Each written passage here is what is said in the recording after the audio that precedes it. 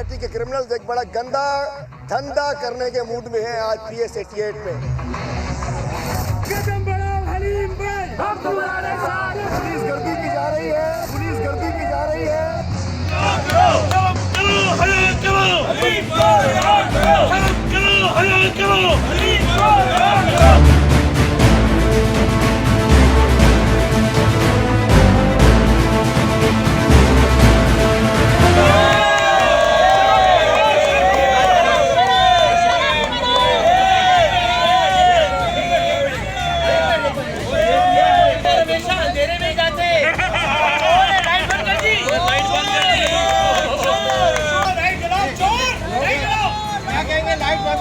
दीवार पे बैठे हुए इनके जमीन के ऊपर इनके सामने, और मैंने क्या किया, यहाँ की लाइटें बंद कर दी हैं। हम यहाँ पर बैठे और डिमांड कर रहे हैं कि चीफ मिनिस्टर साहब बाहर आए।